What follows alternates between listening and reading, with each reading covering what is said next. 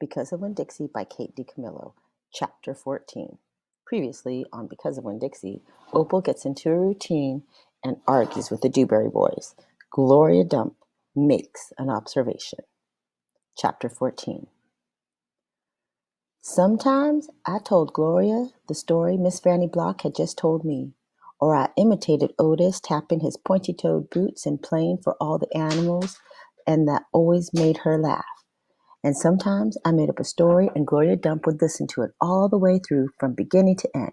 And she told me she used to love to read stories, but she couldn't anymore because her eyes were so bad. Can't you get some really strong glasses? I asked her.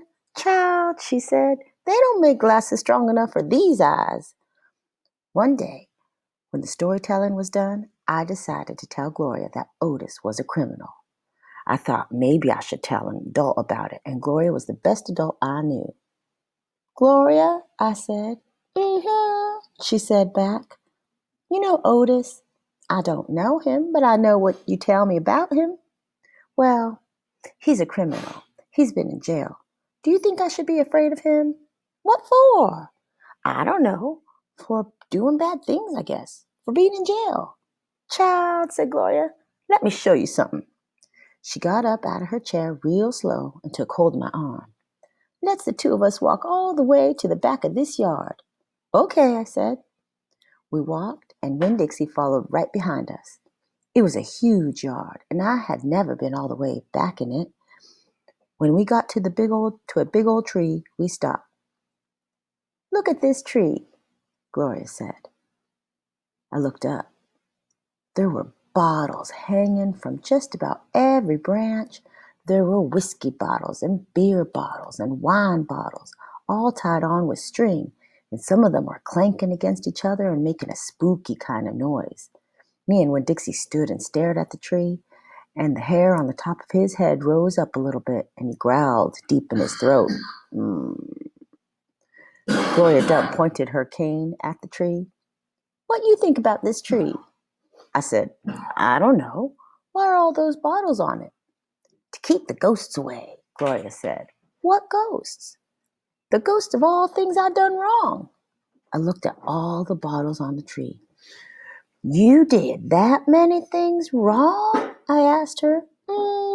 Said Gloria. More than that. But you're the nicest person I know, I told her. Don't mean I haven't done bad things, she said. There's whiskey bottles on there, I told her, and beer bottles. Child, said Gloria Dump, I know that. I'm the one who put them there. I'm the one who drank what was in them. My mama drank, I whispered. I know it, Gloria Dump said. The preacher says that sometimes she couldn't stop drinking. Said Gloria again. That's the way it is for some folks. We get started and we can't get stopped. Are you one of those people? Yes, ma'am, I am. But these days I don't drink nothing stronger than coffee. Did the whiskey and beer and wine, did they make you do the bad things that are ghosts now? Some of them, said Gloria Dump. Some of them I would have done anyway, with alcohol or without it, before I learned. Learned what? Learned what is the most important thing. What's that? I asked her. Well, it's different for everyone, she said. You find out on your own. But in the meantime, you got to remember, you can't always judge people by the things they done. You got to judge them by what they're doing now. You judge Otis by the pretty music he plays and how kind he is to them animals, because that's all you know about him right now. All right? Yes, ma'am, I said. And them Dewberry boys, you try not to judge them too harsh either. All right? All right, I said. All right then, said Gloria Dump, and she turned and started walking away. When Dixie nudged me with his wet nose and wagged his tail. When he saw I wasn't going, he trotted after Gloria. I stayed where I was and studied the tree. I wondered if my mama, wherever she was, had a tree full of bottles, and I wondered if I was a ghost to her, the same way she sometimes seemed like a ghost to me.